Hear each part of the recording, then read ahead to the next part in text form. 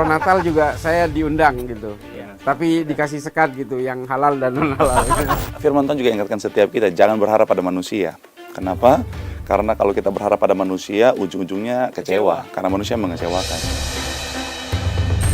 Menunjukkan keterangan itu adalah pemerintah. Kalau pemerintahnya panik, apalagi rakyat. Haruskah kemudian bangsa ini dalam tanda kutip ya mungkin tobat nasional mungkin?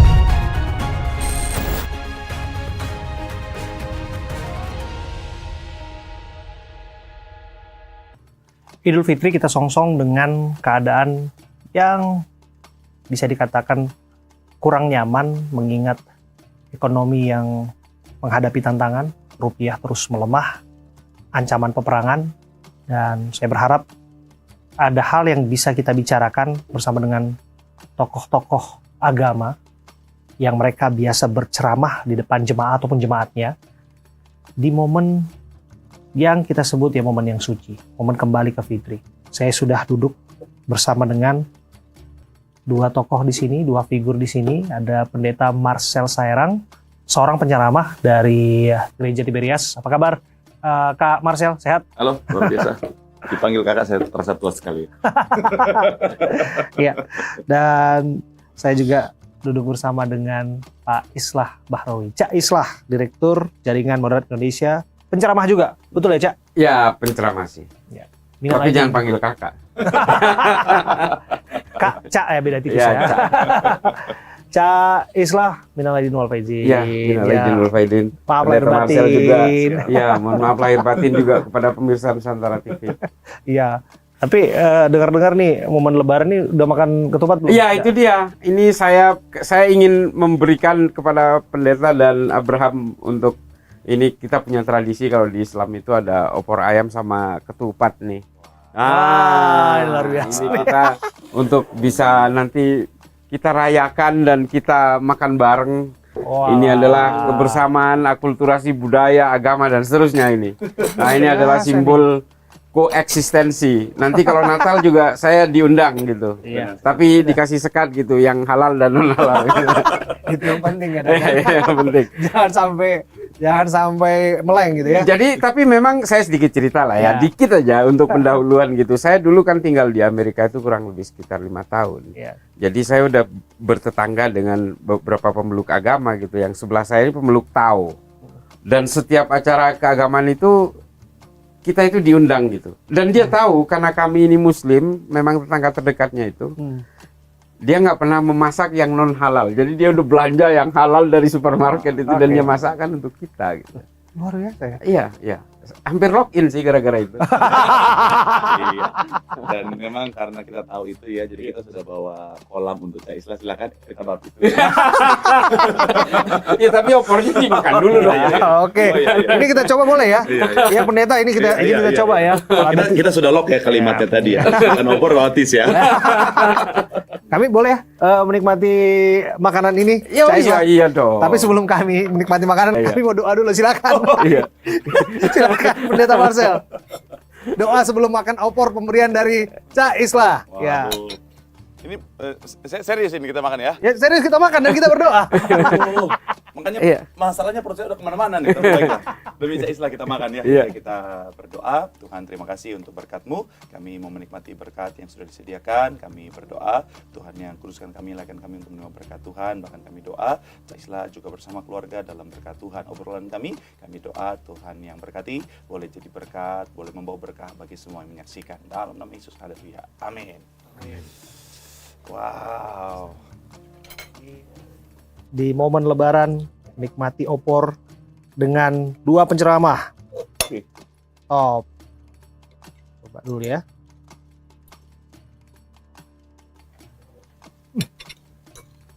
Enak betul nggak? Enak. Meskipun inflasi kan hanya ini materinya yang dikurangi, bumbunya nggak dikurangi. Iya. Memang saking inflasinya air nggak ada ya. Tolong air diambilin. Tolong disiapin air. Kalau kita seret bahaya. Ya kita ambil air dan tisu juga sekalian ya. Iya, Sambil kita bincang-bincang lah. Ini kan momen Lebaran seperti ini kita bicara tadi soal tantangan. Ya. Bagaimana kemudian tantangan ini menjadi persoalan yang dialami oleh semua kalangan. Tapi saya mulai dari Pak Pendeta dulu, Oke. Kak Marcel. Hmm. Kak Marcel, melihat Lebaran kali ini apa yang beda di tahun ini? Masih nyari-nyari takjil, masih war takjil nggak? Tentu tetap ya, cuman memang kita gerakannya makin bawah tanah ya biar tidak kelihatan ya. Jadi kalau misalnya ada teman-teman kita, saudara-saudara kita muslim yang ketika nyampe ternyata gorengannya udah yang tinggal leto-letoy atau si sebuahnya tinggal hikmahnya aja, yaitu memang karena gerakan kita masih terus berjalan ya. Dari perspektif saya kalau bicara tentang keadaan hari ini memang tidak mudah, tentunya tidak mudah. Kenapa? Karena secara ekonomi nggak bisa dipungkiri itu penting dan banyak orang sangat-sangat terpengaruh dengan itu. Iya. Tetapi balik lagi saya tetap masih bisa melihat ada hikmah di balik semua kejadian dan saya tetap melihat ada ucapan syukur kalau dalam bahasa kita ya, bahwa sekalipun keadaannya tidak mudah, tapi masyarakat Indonesia kan masyarakat yang pintar bersyukur ya. Iya. Jadi sudah dalam musibah pun untung gitu ya. Jadi sampai hari ini pun saya lihat tetap ada perspektif orang-orang yang mampu bersuka cita. Sebagai pemburu takjil, harga takjil makin mahal makin murah. Tentunya makin mahal, makanya kemarin banyak yang nanya, Pak berburu takjil lagi dong Pak. Mereka nggak pikir budget kita harus keluarin lumayan kan. Iya. Iya, pada saatnya akan ada pembalasan. Mereka tuh balasnya di Paskah. Oh, di Paskah ya, Iya. telur ya? Telur mereka ganti dengan Kinder Joy. Iya. Tapi Deket lagi nih. tapi karena keadaan lagi begini, lebih mahal Kinder Joy jadi aman. Kalau Cak Islah ngelihatnya gimana Lebaran tahun ini? Ya biasa, dalam berbagai keprihatinan itu akan ada hikmah-hikmah yang bisa kita ambil sisi positifnya ya Pak Pendeta ya. Jadi saya ingat begini, ada satu pendeta Kristen dan satu seorang ulama namanya Imam An-Nawawi gitu. Jadi pada suatu waktu kejadian itu Lebaran dan Natal itu berdekatan. Tapi suasananya redup ketika itu karena ada pandemi taun hitam namanya. Pandemi taun hitam itu penyakit orang itu seperti bisul, lalu kulit manusia itu menjadi hitam dan setelah itu orang itu meledak. Waktu itu memang koordinat Lebaran, Idul Fitri dengan Natal itu berdekatan. Iya. Nah, momen itu jamaah-jamaah di gereja dan jamaah orang Islam di masjid itu banyak yang berguguran. Banyak yang ketika beribadat itu mereka banyak yang meninggal karena pandemi. Nah, lalu mereka bersepakat gitu dua orang ini. Gini aja, ayo kita minta jemaat kita itu menjaga jarak kalau di dalam gereja dan di dalam masjid. Nah, keeping distance yang kita pakai kemarin ketika COVID itu Pak Pendeta itu adalah hasil rembukan satu pendeta dan satu kiai ini. Yang ditulis dalam jurnal kesehatan pertama di dunia namanya Akhbari Mogulan. Terbit pertama di Baghdad pada abad ke-10. Nah, itu adalah hikmah dari satu suasana keprihatinan dalam hari raya dan kemudian ada hikmah itu. Nah, itu Lebaran hari ini di tengah keprihatinan ekonomi yang memburuk ini ya kita ambil hikmahnya saja. Ambil hikmahnya saja.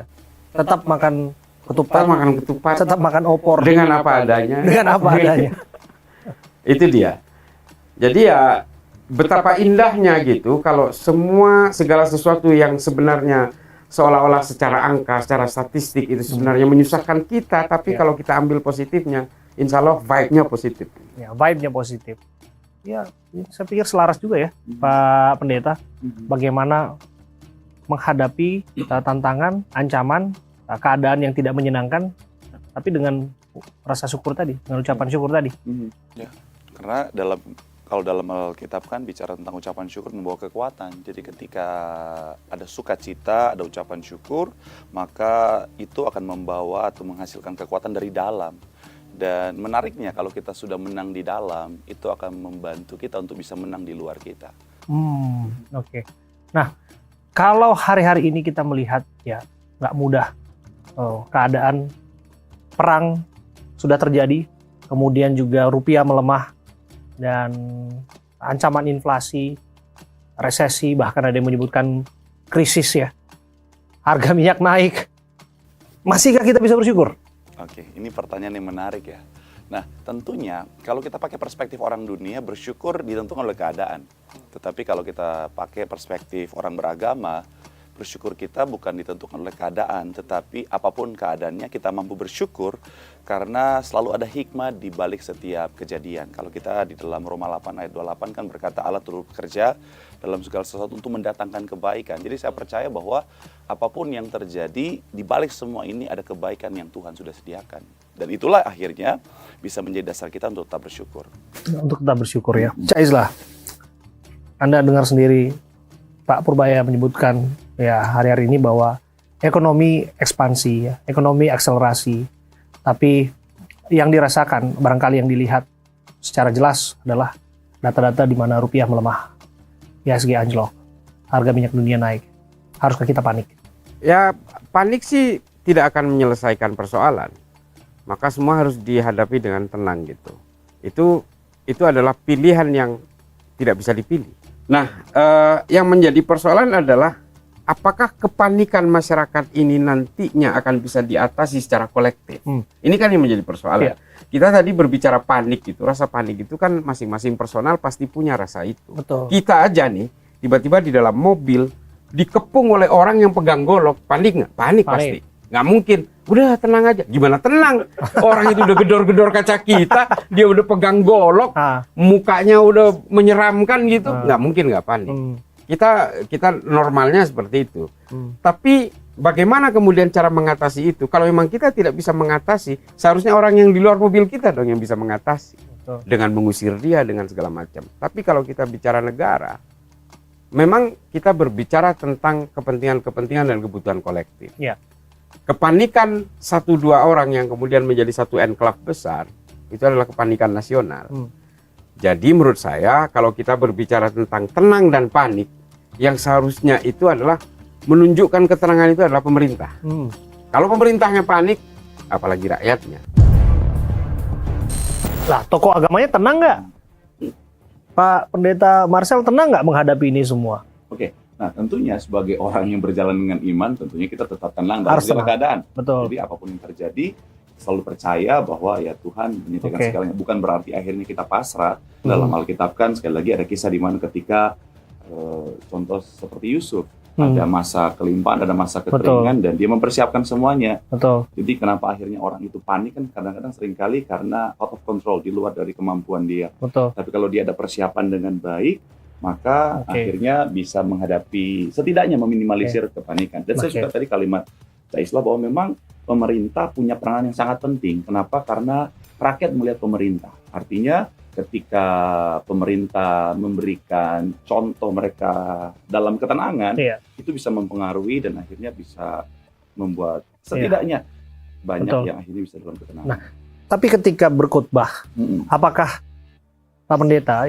Kak Marcel menangkap kegelisahan itu juga dari jemaatnya, bahwa perang terjadi loh Kak hari ini, harga minyak naik loh. Kalau misalnya ini nggak mampu subsidi, harga bensin di pasaran ini bisa naik, dan kemudian akan berimplikasi pada kebutuhan-kebutuhan lainnya. Itu paling sederhana. Rupiah melemah kita lihat di depan mata. Jadi ancaman ekonomi ini makin menjepit bagi jemaat. Tentu kan ini persoalan ekonomi sosial yang nggak bisa tokoh gereja tutup mata. Nah memang ya, nggak bisa dipungkiri. Makanya telepon saya itu siang malam telepon bunyinya, jemaat nangis, bahkan kadang-kadang minta didoain. Bukan cuma minta didoakan, minta didengarkan yang pasti ya. Bahkan minta bantuan juga ada ya.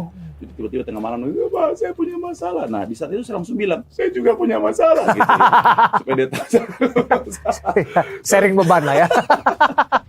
Tapi intinya balik lagi ya, masalah ini kan ada hal yang bisa kita kontrol, ada hal yang nggak bisa kita kontrol. Artinya yang kita bisa lakukan sekarang adalah fokus pada apa yang bisa kita kontrol. Dan memang salah satu hal yang penting, tadi kita sempat ngobrol dengan Cak Islah bahwa salah satu yang paling fundamental kan soal makanan, betul ya? Betul. Nah, jadi mereka sudah mulai mempersiapkan swasembada pangan. Secara mandiri? Secara mandiri. Jadi nggak harus punya lahan luas dengan seadanya. Artinya gini, selama udah mulai nanam cabai, udah mulai nanam tomat gitu ya? Betul. Sampai sekarang kalau saya di rumah hidroponik itu sudah cukup memenuhi kebutuhan keluarga saya. Sungguh ini Kak? Iya. Apa aja Kakak? Gustaf. Betul kali ini. Makanya lihat opor senang sekali. Aduh Kakak, mana ini? Taruh dulu ini minumnya. Di rumah makan sayur terus saya. Untung ketemu Cak Islah ya. Lagi sulit-sulit ekonomi dia bawain opor daging ayam sama kita kan. Saya jangan-jangan Cak Islah juga tanam-tanam juga ini. Saya juga diam-diam pingin jadi petani juga sekarang sebetulnya. Enggak, saya enggak. Enggak. Kenapa, Cak? Enggak. Dari kecil saya udah jadi petani. Kenapa, Cak? Udah nggak mungkin pengen jadi petani lagi. Ya, katanya petani berdasi Iya, gitu loh, iya. Cak. Hari I'm ini kan back to already basic. I'm already a farmer. Iya, iya. Ya kalau memang ada yang mau bercocok tanam ya silahkan saja. Tapi sebenarnya kebutuhan pangan kita itu kan sebenarnya bagian dari tugas utama dari pemerintah. Ketika seseorang itu ingin menjadi pemerintah, ingin menjadi penguasa, maka saat itu juga dia harus berkomitmen untuk bisa menyuplai semua kebutuhan masyarakatnya. Itu adalah tugas penguasa. Makanya saya paling gerah kalau ada penguasa yang ingin memperkaya dirinya sendiri tapi justru tidak memperhatikan kebutuhan rakyat.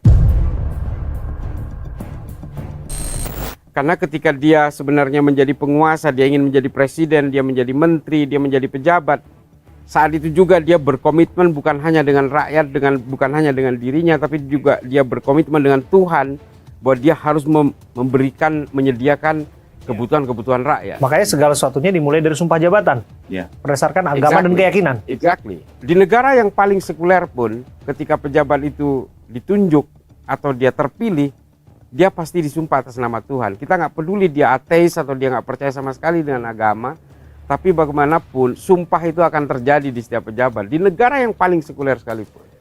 Oke, dan itu janji yang harus ditepati. Harus cepat. Kalau tidak, bisa dibilang dosa nggak? Ya menurut saya bukan hanya dosa, kita bisa hakimi lebih awal bahwa dia akan masuk neraka gitu. Kalau memang kamu tidak bisa menyediakan kebutuhan rakyat, jangan jadi pejabat. Ya jadilah rakyat seperti kami aja.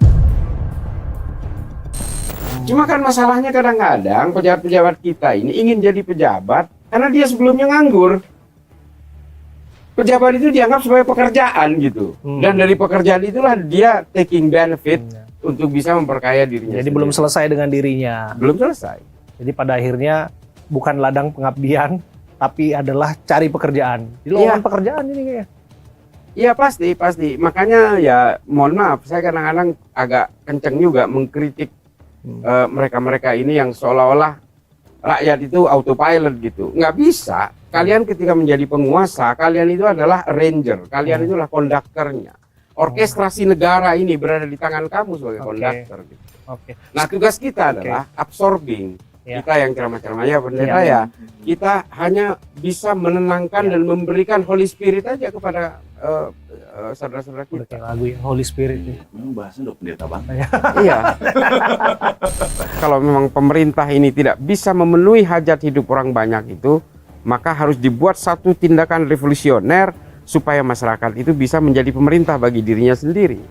Makanya di mana-mana saya belakangan ini teriak, kayaknya federalisme itu jauh lebih bagus. Nah, pemerintah harus sadar dengan situasi lapar yang dialami rakyatnya ini. Kalau memang ternyata orang lapar ini berteriak kencang, ya pemerintah juga jangan menangkap mereka.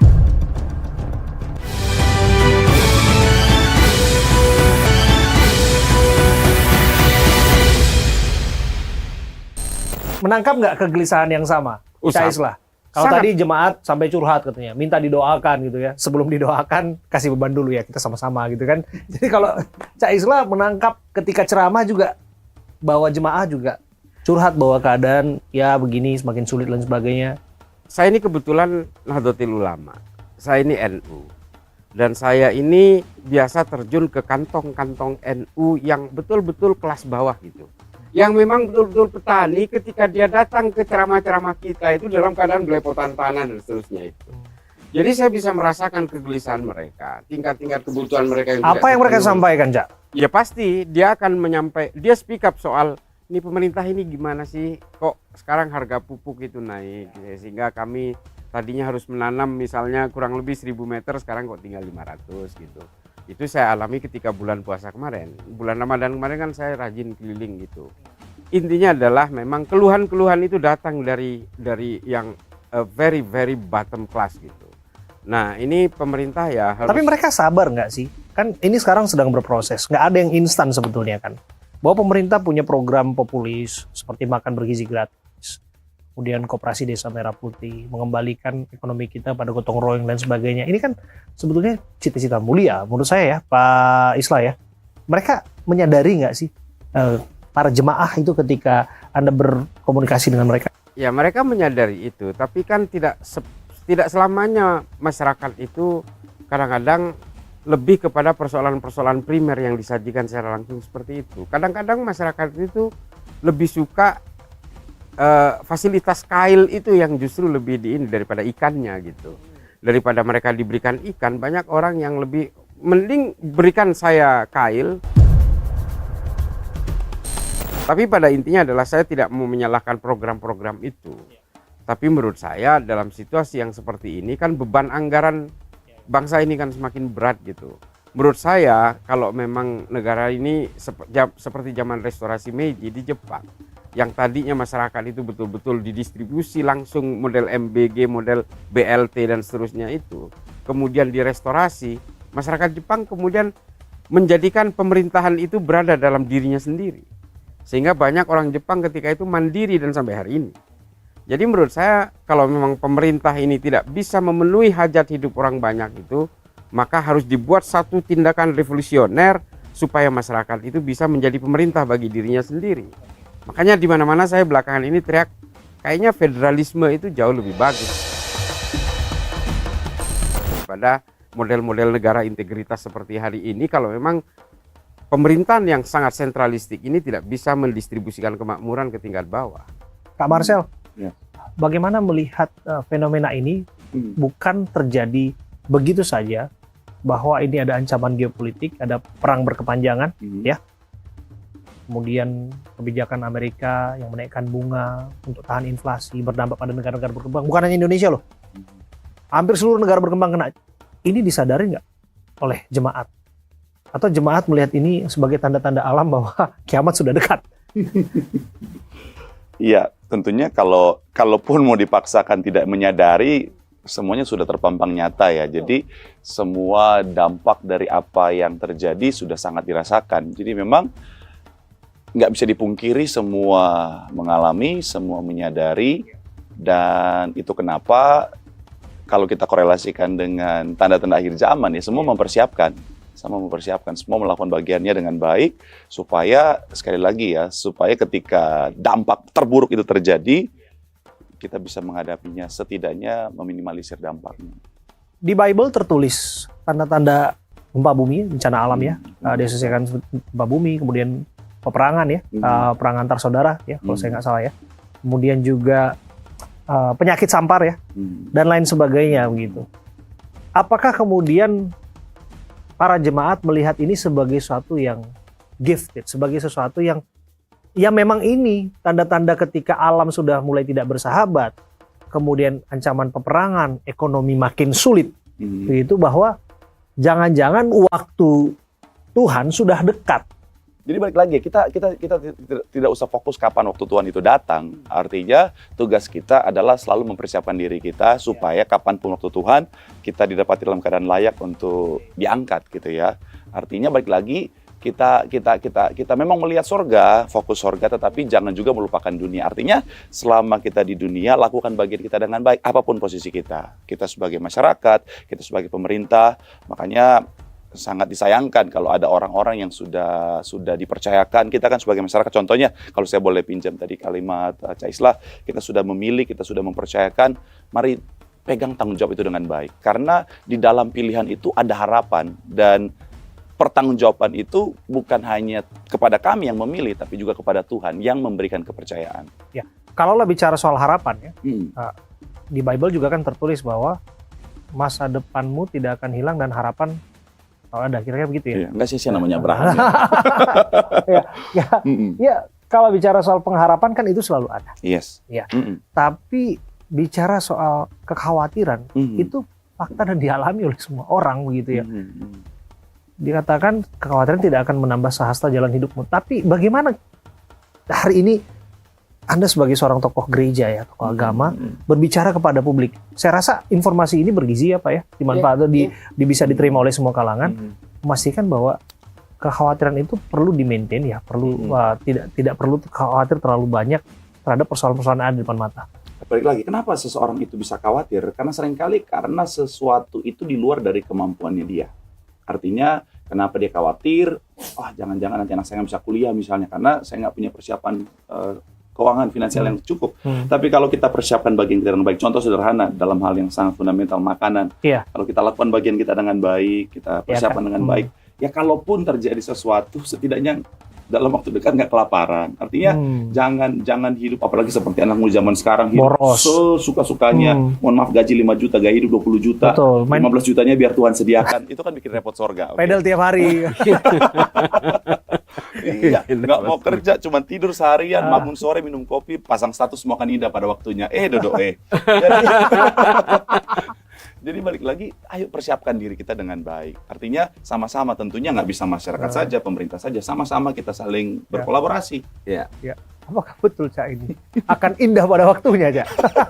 Keadaan ini akan membawa kita indah pada waktunya, Cak? Ya memang sih, secara siklus kan sebenarnya ini bukan kejadian yang pertama kali kalau kita berbicara tentang peradaban manusia. Betul, bahwa kemudian ancaman ekonomi dan lain sebagainya, termasuk Indonesia sendiri pun sudah pernah mengatasi 2008-2009. Ancaman resesi bisa come up kita.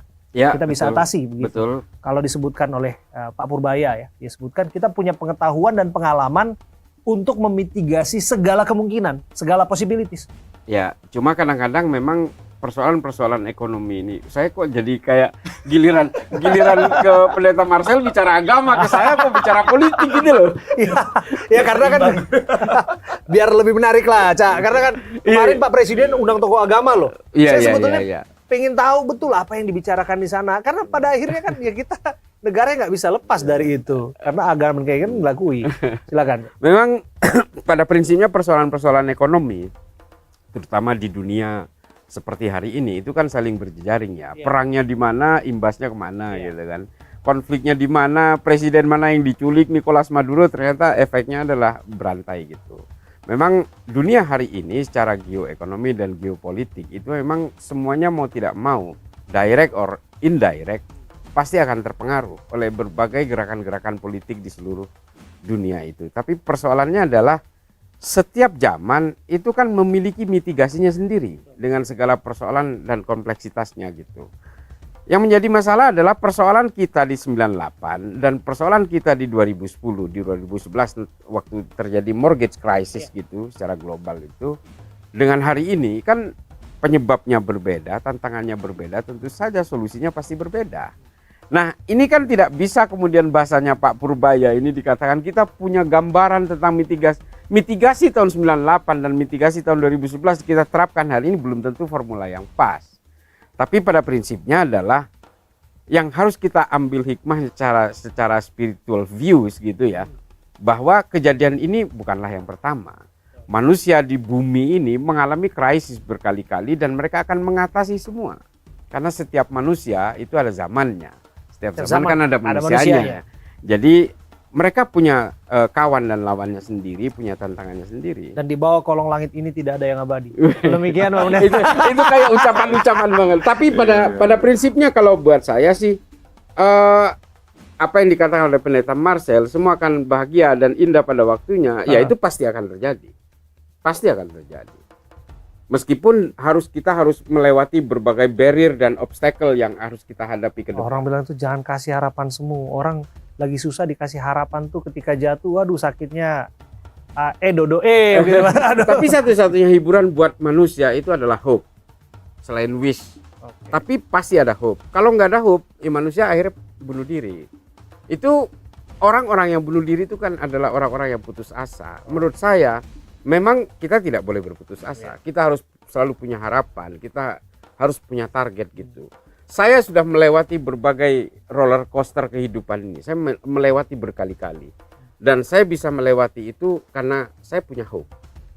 Orang nggak peduli dia jatuh berapa kali pun. Yang penting ketika dia jatuh, dia bisa bangun. Dan bangsa jadi ini kan sudah terbukti.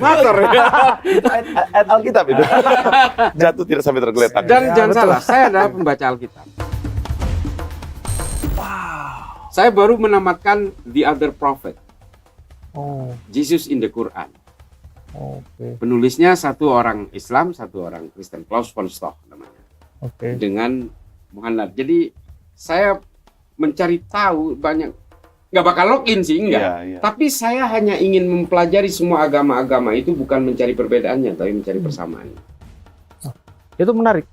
Dan persamaan yang bisa dirasakan adalah bahwa selain kita satu bangsa, satu tanah air, satu bahasa hari ini, kita menghadapi persoalan yang sama. Itu jelas. Dan bagaimana negara harus bersikap untuk memastikan bahwa ancaman itu bisa diatasi. Ya. Hari ini kok saya merasa kita bicara tentang angin surga. Ini hal yang bagaimana kita melihat sesuatu secara spiritual, mengembalikan ke basic. Kalau bahasa boleh saya pinjam, kembali ke kitohnya.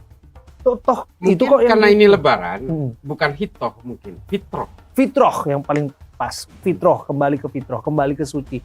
Harapannya demikian. Tapi balik lagi, ketika kita kembali ke fitroh, ancaman nggak mendadak hilang. Gitu loh, Cak. Terus gimana kita? Ya kalau kita melihat dengan berbagai situasi hari ini, Iya. memang kita ini orang person by person Iya, gitu ya. Saya, Pak Pendeta Marcel dan juga Abraham. Saya kira memang yang dibutuhkan adalah ya daya tahan saja. Daya tahan ya. Yang penting endurance-nya harus Oke. kita jaga, dan menurut saya kita harus bisa menjaga keluarga, Iya. tetangga menjaga tetangga, komunitas menjaga komunitas. Karena begini, dalam situasi yang sangat rentan seperti hari ini, orang-orang lapar itu kan kadang-kadang kehilangan logikanya. Iya. Nah, orang-orang lapar inilah yang oleh Yesus diingatkan berkali-kali. Ini yang saya baca. Diingatkan berkali-kali bahwa ketika orang lapar memang dibutuhkan kesadaran berlebih, kesabaran berlebih dan kesadaran berlebih. Karena begini, kenapa ritual puasa ada di setiap agama? Semua agama punya ritual ini. Jadi karena memang pada posisi lapar itulah nafsu kita diuji, emosional kita diuji. Nah, pemerintah harus sadar dengan situasi lapar yang dialami rakyatnya ini. Kalau memang ternyata orang lapar ini berteriak kencang, ya pemerintah juga jangan menangkap mereka. Karena situasi lapar inilah membuat orang itu instability-nya itu tinggi. Makanya di dalam agama-agama, ujian-ujian itu disatukan oleh ritual yang namanya puasa itu. Nah ini adalah gambaran bahwa bagaimana titik 0 kilometer manusia itu dimulai dari tingkat lapar itu. Ketika orang lapar itu betul-betul orang itu ingin berteriak rasanya, dan kalau orang itu sabar, sudah terlalu lama sabarnya dalam situasi lapar, dalam situasi kenyang orang itu sabar, dalam situasi lapar orang itu bisa jadi pemarah gitu. Nah ini yang kemudian harus kita pahami dan harus kita maklumi gitu. Firman Tuhan juga ingatkan setiap kita, jangan berharap pada manusia. Kenapa? Oke. Karena kalau kita berharap pada manusia, ujung-ujungnya Kecewa. Karena manusia mengecewakan. Persiapkan negara kita dengan baik, persiapkan area Oke. kita dengan baik, mulai dari keluarga, supaya apapun yang terjadi, setidaknya bisa meminimalisir dampak buruknya.